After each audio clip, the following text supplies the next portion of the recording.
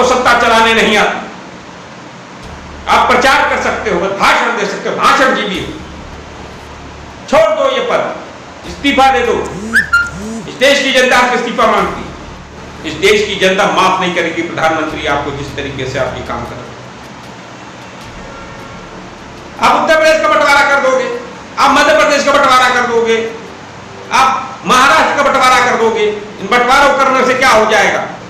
लेकिन आज आपने हाल कर दिया, उसको भी सब्सिडी पर पलने के लिए मजबूर कर रहे हो आप। आपकी इकोनॉमिक पॉलिसी बहुत ही बेकार है, बहुत ही घटिया किस्म की।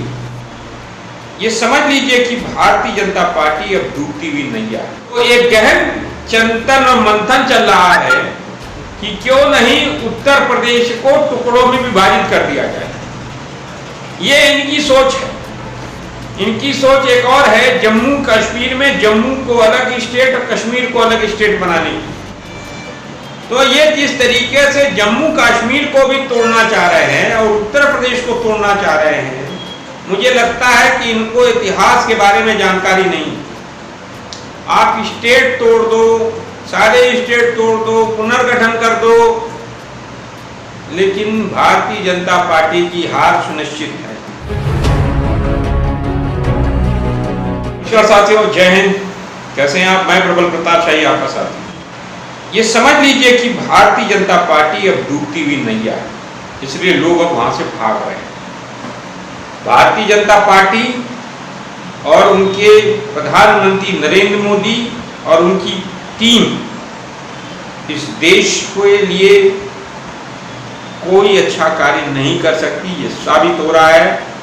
और इनको अब याद आ गई उत्तर प्रदेश में पिछड़ों की, दलितों की, महादलितों की, अति पिछड़ों की। तो एक नेता ने भी कहा है इस पार्टी के, उन्होंने कहा कि इनको पिछड़ों की याद तभी आती जब चुनाव होता है। किसान आंदोलन पिछले 6 महीने से चल रहा है। किसान आंदोलन के कारण भारतीय जनता पार्टी को किसान आंदोलन के संयुक्त किसान मोर्चा के campaign no vote to BJP के कैंपेन के कारण मुंह की खानी पड़ी और उत्तर प्रदेश के पंचायत चुनाव में भारतीय जनता पार्टी तीसरे नंबर की पार्टी बन गई। फिर उसके बाद तल्खियों के आए प्रधानमंत्री और मुख्यमंत्री के बीच में। मुख्यमंत्री उत्तर प्रदेश अभी दिल्ली में है, बातचीत चल रही है, प्रधानमंत्री से मिलने, राष्ट्रीय अध्यक्ष से मिलने हैं। लेकिन जो विभिन्न सूत्रों द्वारा, मेरे कुछ पत्रकार मित्रों के द्वारा जो सूचना मुझे मिली है कि उत्तर प्रदेश 80 लोकसभा क्षेत्र का प्रदेश, 31 राज्यसभा का प्रदेश, 403 विधानसभा का प्रदेश, जिसकी आबादी 25 करोड़ 22 से 25 करोड़ है, जो विश्व का छठा, अगर देश में देखा जाए तो विश्व के आबादी के हिसाब से छठा स्थान है विश्व भर में अगर उसका।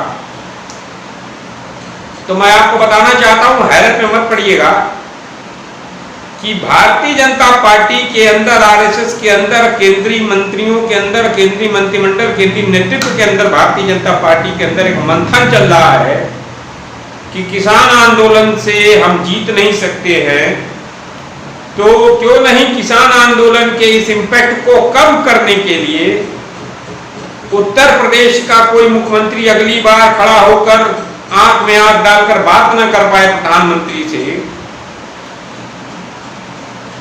तो एक गहन चिंतन और मंथन चल रहा है कि क्यों नहीं उत्तर प्रदेश को टुकड़ों में विभाजित कर दिया जाए।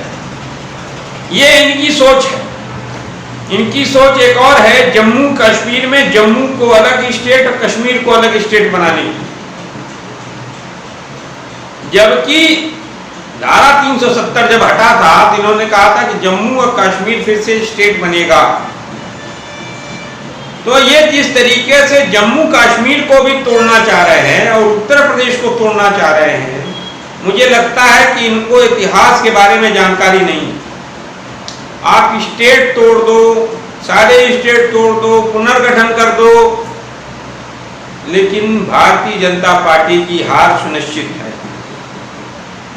क्योंकि लोगों को पता चल गया है कि भारतीय जनता पार्टी भटकाव की राजनीति करती है।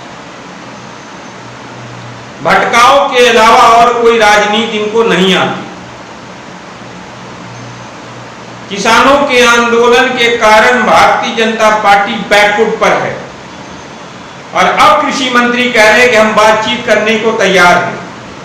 तो बातचीत करने को तैयार हो गए आप तभी, कृषि मंत्री जी, हम आपकी बात तभी मानेंगे कि जब आप 3 काले कानून की वापसी पर एग्री होगे और एमएसपी गारंटी कानून दोगे, नहीं तो आपकी घर वापसी तय।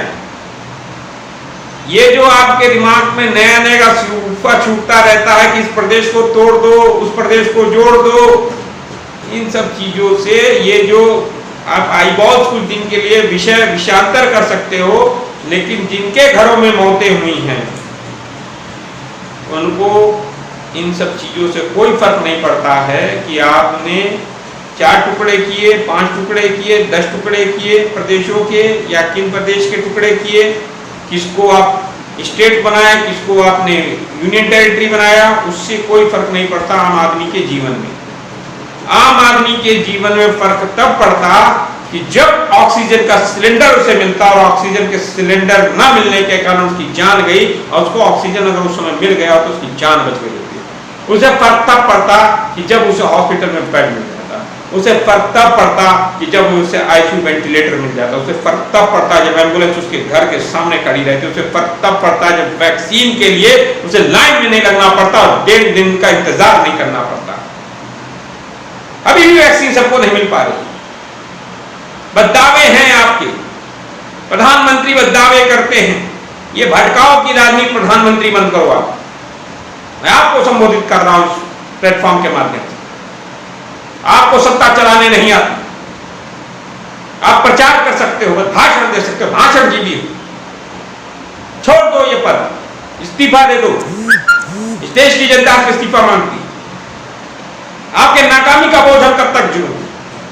आपने इस देश की इकोनॉमी को खत्म कर दिया, तबाह कर दिया, आपने लोगों को बेरोजगार बना दिया, आपने लॉकडाउन गलत तरीके से लगाया पिछली बार। इस बार भी आपकी तैयारी कोई मुकम्मल तैयारी नहीं। जब आपको पता था कि ऑक्सीजन के प्लांट्स लगने, जब आपको कमेटी ने बताया था, पार्लियामेंट्री कमेटी ने बताया था कि आपको ऑक्सीजन के प्लांट लगाने हैं, लेकिन आपने ऑक्सीजन का प्लांट नहीं लगाया। जब आपको पता था कि शाहिद जमील जो टास्क फोर्स का हेड था, जो साइंटिस्ट थे, जो महामारी विशेषज्ञों ने आपको जानकारी दी कि दूसरी लहर आ रही है, बहुत ही खतरनाक आ रही है, आपने कोई तैयारी नहीं की, आप बंगाल गए और बंगाल में टीएमसी के तमाम लोगों को तोड़ तोड़ के अपनी पार्टी ज्वाइन करा रहे थे आप। क्या हुआ? बंगाल की जनता ने आपको जवाब दे दिया, आपको मुंह की खानी पड़ी। और आज आपके पुराने जो जिनको तोड़ के लाए थे टीएमसी से, वापस टीएमसी में जा रहे हैं लाइन लगाकर, माफी मांग रहे हैं घूम घूम कर। इस देश की जनता माफ नहीं करेगी प्रधानमंत्री आपको जिस तरीके से आप ये काम कर रहे हैं।